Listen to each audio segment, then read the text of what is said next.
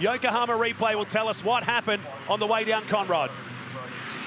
So we're looking in the background there. It's the 18 and the 96, sorry, making contact. So from that angle, it looked like Nathan had a bit of a momentum run on Edwards as he's pulled out to look down the inside of him.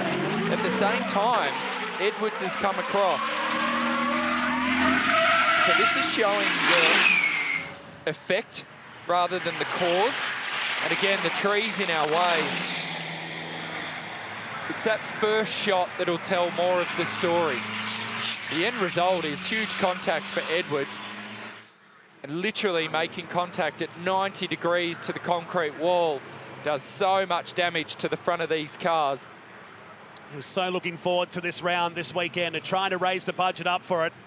Very nearly coming down the straight, got the tail into the wall to begin with. It did get it in the end, and there he is. And we could see that light mark there on the right rear of Edwards' car. So that's, for me, where the initial contact has started. And that's Edwards. He's found himself a nice, comfy camping chair on the outside. Hopefully he's okay. Meantime, it's on. We've got 2 battle packs of 2.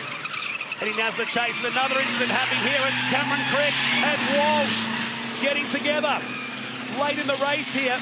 This blows the race wide apart, and Bailey Hall is in the mix as well. A wheel rolling off the track and into the gravel. So that's plucked the centre out of the rim.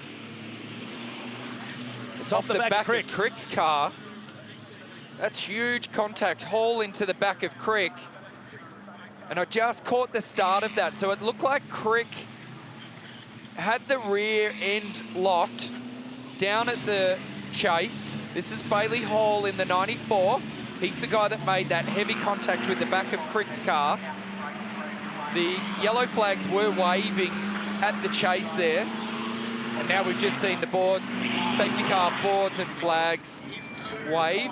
It's broken the disc off as well on the Mitsubishi Triton. And all of a sudden, this series just explodes like this incident down here at the Century Batteries Chase. Yokohama replay. We caught this as the cars were coming in. So Crick comes in hot. He's a little bit wide through the kink. Tries to straighten the car, and as he jumps on the brake pedal, the rear of the car is light. Starts to slide around. And just as it starts to slide around like that, it's like somebody pulling on the handbrake, so the rear tyres lock.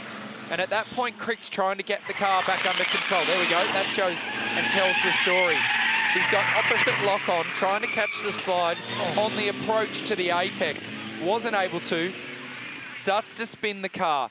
Makes contact with Ben Walsh. Those two guys spin.